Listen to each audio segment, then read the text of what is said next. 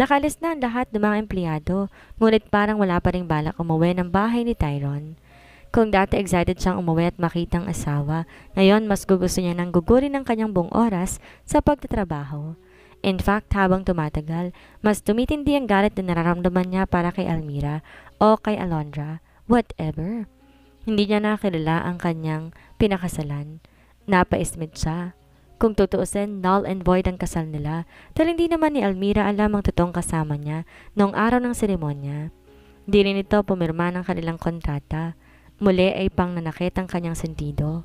Para nagawa ng dalawang iyon na pagkaisahan siya at si Alondra, sinuko nito ang pagkababae sa kanya para lamang sa pera? Damn! Ini-off niya ang kanyang laptop at tinawagan ang kanyang driver. May pupuntahan tayo. Aniya dito. Bihira niyang tinatawagan ng kanyang driver para ipag-drive siya dahil madalas gusto niyang siyang nagmamaneho. But since sa nightclub ang punta niya malamang, di na siya makakapag-drive mamaya pa uwi ng bahay. Sa isang mamahaling nightclub sila nagtungo. Bukod sa mga mamahaling alak, kumuha rin siya ng ka-table. Pati ang driver kinunan niya ng babae, ngunit pinagbawalan niya itong uminom. Hinayaan niyang hawakan siya ng iba't ibang parte ng katawan ng babaeng nakaupo sa kanyang mga hita. Maganda ang babae. Eva ang pakilala nito sa kanya, ngunit alam niya hindi yun ang tunay nitong pangalan. Ngunit habang tumatagal ay nagiging si Alondra ang tingin niya rito. Marahil tumatalab na ang maraming alak na nainom niya. Yamot na tinulak niya papalayo sa kanya ang babae. Umalis ka na bago pa kita masampal. Ani rito at nagulat si Eva sa kanya. Nagmamadali itong tumakbo papalayo sa kanya. Ihatid mo na ako pa uwi? Ani niya sa kanyang driver at halatang nag-e-enjoy sa babaeng ka-table nito. Nang tila wala pa ring balak na bumitaw sa babaeng kahalikan nitong kanyang driver, nasigawan na niya ito. I said I want to go home now, singhal niya rito. Takot na binitawan ng lalaki ang kahalikang babae.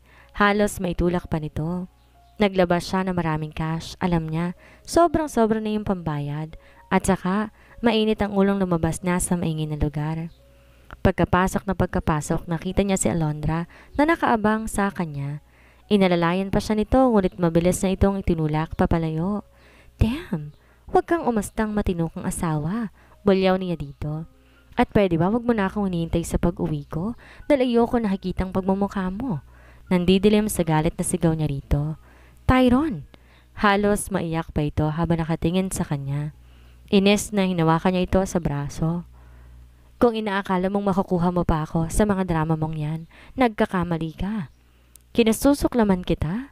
Naningkit ang mga mata. Nasabi pa nito pagkatapos ay tila nandidiling binitawan na ito at nagtuloy na siya sa kanyang kwarto. Hinubad niya ang kanyang kasuotan, tsaka pumasok sa banyo at ibinabad ang katawan sa shower. Muli niyang naisip ang mukha ni Alondra. Nasusuklam siya rito and yet hindi maipagkakaila ang pagnanasang nararamdaman niya, lalo pat naalala ng mga sandaling magkatalik sila nito. Galit na ini-off niya ang shower. Humila ng tuwala na siya ring tinapis sa kanyang bewang. Nanaig ang init ng katawang nararamdaman niya, ngunit pinigilan siya ng kanyang galit kaya nagtungo siya sa library at uminom na lamang siya ng uminom ng alak. Humagulol si Alondra nang nasa loob na siya ng kanyang kwarto.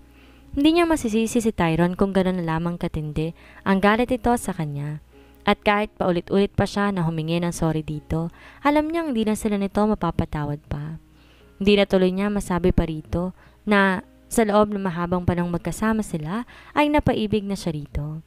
Na kung ano ang pinaparamdam at pinapakita niya, nanggagaling lahat ng yon sa puso niya, walang halang pretensyon. Napakarap-karap siya. Pinagtapat niya rito kung ano ang nararamdaman niya at nakanda siyang patunayan dito na totoo ang lahat ng nararamdaman niya. Tumayo siya at pinunasan ng kanyang mga luha. Kinakabahan siya dahil di niya tiyak kung pakikinggan siya ni Tyron, ngunit ang mahalaga sinubukan niya. Sinuklay niya ang kanyang buhok at inayos ang suot na damit. Ang bilis-bilis ng pintig ng puso niya habang kumakatok sa kwarto nito. Nang di nakatiis, pinihit niya ang doorknob ng kwarto nito. Wala doon si Tyron kung kaya pinuntahan niya to sa library. Inabutan niya itong umiinom na naman. Papatayin mo ba ang sarili mo sa alak dahil lang sa matinding galit mo sa amin? Halos araw-araw ka nang umiinom, sita niya rito. Akbang aagawin niyang hawak itong alak, ngunit mabilis siya nitong tinabig. Hindi kita tunay na asawa, Kaya't huwag kang umasta na parang totoong concern ka nga. Nakangisi at may sarcasm sa tonong sabi nito. Please stop pretending, Alondra. Hindi ako nagpapanggap. Totoo lahat ng mga pinapakita ko sa'yo. Giit niya rito. Tiningnan siya nito mula ulo hanggang paa. Really? Tumawa ito. Wag ako, Alondra. Wag ako. Tyrone, lumapit siya rito. Please, pakinggan mo ang paliwanag ko. Nagsusumamong sabi niya. Hinila nito ang buhok niya at nilapit ang mukha sa mukha niya. Ano pa bang paliwanag ang kailangan kong marinig? Marino naman lahat, hindi ba? Ginamit niyo ako magkapatid para lang sa mga luho ninyo. Punong-puno ng galit na sabi nito. Ang galing niyo nga dahil napaniwala niyo ako. Lalo na kasi ang galing-galing mo sa kama. Hinalikan nito sa leeg niya. Ang galing-galing mo magpaikot ng tao. Mahinang sabi nito. Napapikit siya at pakiramdam niya kinukuryente nito ang buong katawan niya sa sensasyong hatid ng ginagawa nito. Siniil siya nito ng halik, mapusok, mabilis. Ramdam niya ang galit sa mga halik na yon. Ngunit maya-may naging banayad na iyon na para bang isang mabangis na leon na nang makitang pagkain kaagad sinugpang, pero nang matikman ang sarap unti-unting ninanamnam. Tira na mga sandaling iyon nalimutan lahat ni Tyrone ang galit na nararamdaman. Ang tayong buhay sa kanyang kamalayan ay ang init na hatid na pakikipagniig kay Alondra. Kung maaari lang wag nang matapos ang gabing magkaulayo sila. May ilang ulit niya yung pinaruusan hanggang halos maubos ng kanyang lakas at nakatulog silang magkatabi sa mahabang sofa na yon sa loob ng library. Madaling araw nagising siyang nakayapos dito. Agad iniles ang kanyang mga kamay at nagmamadaling bumangon. Ramdam ang pananakit ng kanyang ulo. Unti-unti ring nagising si Alondra. Bumangon at sinandal ang mga braso sa balikat niya, ngunit mabilis na tong tinulak papalayo. Nagpalipas na ako ng init kagabi. Sayang naman ang perang binibigay ko sa inyo kung di man lang kita mapapakinabangan. Yamot na sabi niya rito. Pero wag ka nang umasa na mabibilog mo pang muli ang ulo ko. Ani at mabilis na lumabas ng library at nagtuloy sa kanyang kwarto. Pumasok siya ng banyo at nagbabad sa shower. Gusto niyang banlawan lahat ng bakas ni Alondra sa kanyang katawan. Kagat-kagat ni Alondra ang labi abang umiiyak. Nakasunod ang tingin kay Tyrone. Kala niya kagabi tuluyang napawi na ang nararamdaman nitong galit para sa kanya. Nagparipas ng palato ng init. Ang sakit malamang, nalapasan lamang pala niya ngayon ng lalaki minsay minahal siya. Si Almira nga palang minahal nito, hindi naman siya. Pumasok din siya sa kanyang kwarto at matamlay na nahiga sa kama. Malabo ng maayos pa niyang lahat, lalo't isang malaking kasinungalingan to nag-umpisa. Imposibleng matanggap pa siyang mali ni Tyrone, kaya dapat tigilan niya na ang kahibangan niyang to. Dapat maging handa siya kung sakaling mang sabihin sa kanya ni Tyrone na tapos na ang palabas nilang ito. Pilikit niya ang mga mata. Umaasang pagdilat ng muli, mawawala ng lahat ng sakit na nararamdaman niya. Ilang sandali pa lang siyang nakakatulog nang tumunog ang kanyang cellphone. Ang mama niyang nasa kabilang linya. Ma, anak, tulungan mo ako. Umiiyak na sabi ng mama niya. Nandito ako sa presinto. Biglang nagising buong diwa niya. Bakit po? Ano nangyari? Ayokong may makikialam kay Mama Alondra. Matabang na sagot ni Almira sa telepono nang tawagan niya. Napapagod na ako. This time sarili ko naman ang iintindihin ko. At anong ginagawa ni Tyrone? Bakit di siyang hingan mo ng tulong? Napahikbe si Alondra. Ate, alam mo namang sitwasyon namin ni Tyrone, hindi ba? Tsaka ang laki na nakuha mong pera sa joint account ninyo. Maano man lang tubusin mo si Mama. Malaki na rin na ibigay ko kay Mama. Pabayaan mong matuto, tatal, ginusto niya naman yan. Talaga bang wala kang pakialam sa pamilya natin, ha? Ate Almira? Umiiyak na sabi niya sa kapatid. Kawawa naman si Mama kung sa kulungan matutulog. At kasalanan ko pa ngayon. Sumbat nito sa kanya. Napahinga siya na malalim. Naintindihan niya ang Ate Almira nito kung titikisin mo nito ang ina ngayon. Nakita niya kung paano nito alagaan at protektahan ng mama nila. Siguro napagod na to ngayon. Sige ate, gagawan ko na lang ng paraan si Mama. Ingatan mong sarili mo at sana wag mong kalilimutang pamilya mo pa rin kami. Paalala niya rito. Sana kamustahin mo man lang kahit di na ako, kahit sila Mama na lang.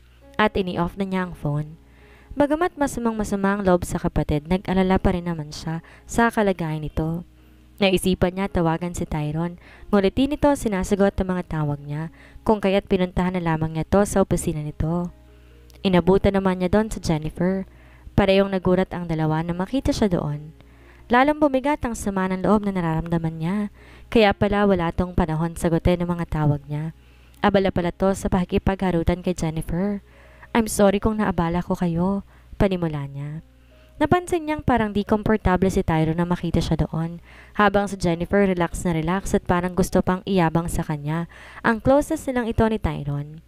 Parang hinahalukay ang dibdib niya, ngunit naisip niya hindi itong panahon para pairalin ng emosyon. Ang mama niyang dahilan kaya siya nandito sa opisina ng asawa. Pwede ba kitang makausap privately? Pakiusap niya sa lalaki. Nang akmang tatanggan siya nito, napaiyak na siya sa harapan nito. Nalimutan niya pansamantala ang pride. Please, Tyrone, kailangan kita ngayon. Natigilan si Tyrone at napalingon kay Jennifer. Waring naintindihan naman ng dalaga ang gusto nitong mangyari. Walang imik, lumabas doon ng silid. Naiwan silang dalawa ni Tyrone sa loob ng opisina. Kinapalan ko ng mukha ko. Kailangan ko ng 500,000 pesos para matubos si Mama. Ani rito. Naningket ang mga mata ni Tyrone.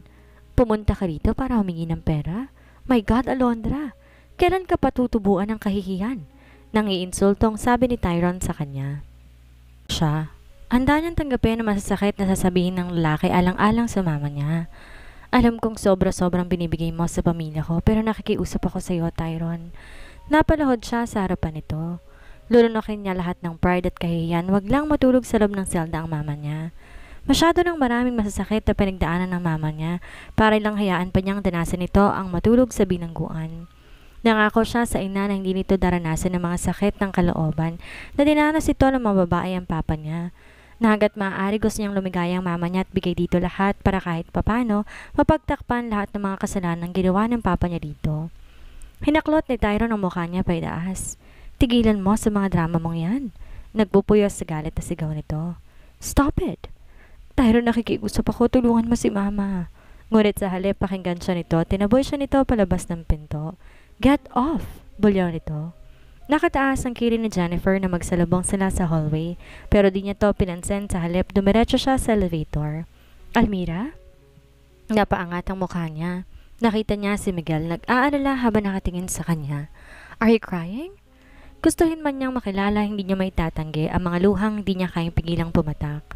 Kinuha nito ang panyo sa bulsa nito at iniabot sa kanya. Pagamat nahihiya, kinuha niya na yon at pinahid ang kanyang mga luha. Salamat. Ibabalik ko na lang kapag nalabhan ko na. No worries. And if you don't mind, pwede bang malaman kung bakit ka umiiyak? Don't get me wrong, hindi ako magsasamantala. You need my help? Come on, wag kang mahiya. Wala lang talaga ako ibang taong malapitan. Kinapalan ko na yung pagkamukha ko. Nagkanda utal-utal, nasabi niya. Babayaran ko na pag nakautang ako. Pwede ko yung pagtrabahuhan. Hey, relax, sabi nito nang natatawa. Magkano bang kailangan mo at parang pasan mo ang daigdig? 500,000 pesos sana. Alam kong malaki pero... Mama! Umiiyak na niyakap ni Alondra ang ina nang salubong niya to palabas ng kulungan. Nalingon niya si Miguel. Salamat. Siya yung mayamang pinsan ni Tyrone, hindi ba? Pabalong na tanong ng ina sa kanya. Anak, mukhang mas mabait yan kaysa peke mong asawa. Makahulog ang sabi nito at kumalas at lumapit dito. Salamat talaga, iho. Hindi ka lang gwapo, napakabait pa. Alam mo bang may isa pa akong anak? Dalaga pa siya. Bumungis-ngis pa ito. Siguradong bagay na bagay kayo. Tipid ng ngiti lang pinakawala ni Miguel dito. Hiyang-hiya naman si Alondra ang sinasabi ng ina kaya hinila niya to at sinaway.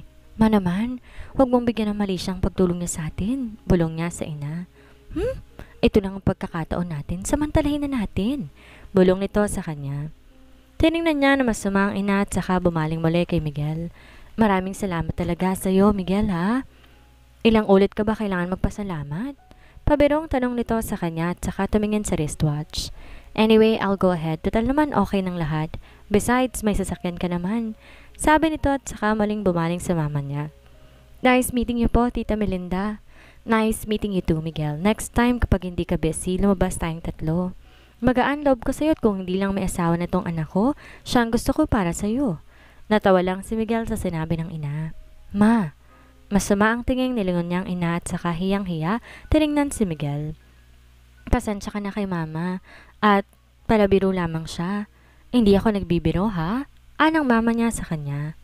Pulang-pula ang mukha niya sa sobrang kahihiyan.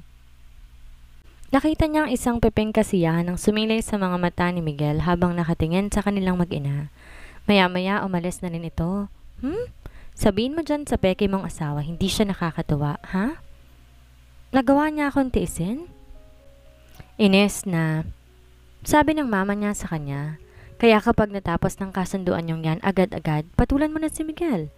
Ma, ano namang pumasok sa utak mo para isiping magugustuhan ako ni Miguel? Aniya sa ina. Nakakaya dun sa tao. Nagmagandang loob na nga sa atin. Palagay mo, tutulungan ka niya ng ganun kalaking pera kung wala siyang interes sa'yo? Last na to ma, kaya't sana wag na wag ka magsusugal. Lalo pat wala ka namang puhunan. Kaya nga, gawan mo ng paraan na magkapuhunan ako. Anang mama niya. Ma, pinandilatan niya to ng mga mata. Anak, ito na nga lang libangan ko. At least, kapag nasa kasino ko, nakakalimutan ko lahat ng masasakit na pinagdaanan ko sa papa mo. Na madramang sabi nito sa kanya. Napahinga siya na malalim.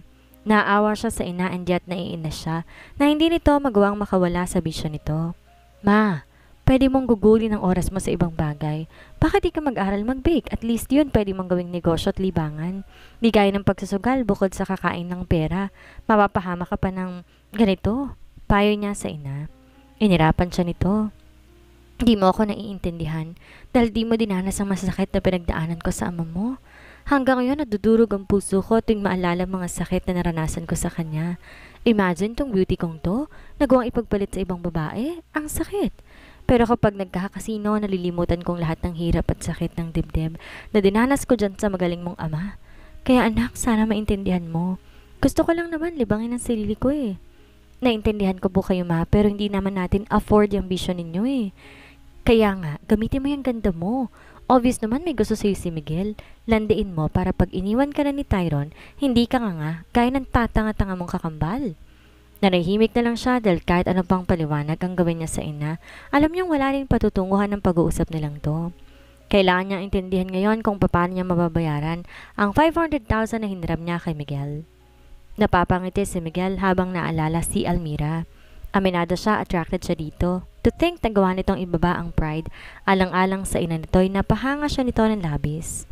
Hanggang ngayon, palaisipan pa rin sa kanya kung bakit sa maliit na halaga, dito na pagbigyan ng pinsan niyang si Tyron. May hindi ba siya nalalaman sa relasyon ng dalawa? Ang alam niya, mahal na mahal ni Tyron ng asawa at gagawin itong lahat para dito. Na-witness niyon sa araw ng kasal ng mga to. Noon lang niya nakitang ganon kasaya si Tyron. Ba't para nagbago ang lahat? Dahil ba muling bumalik sa buhay nito si Jennifer? Di sila close ni Tyron pero alam niyang nangyayari sa kanyang kapaligiran. Hindi nga ba't ilang beses niya nang nakita si Tyron kasama ng babaeng yon? Kailangan niyang malaman kung anong score between Almira and Tyron.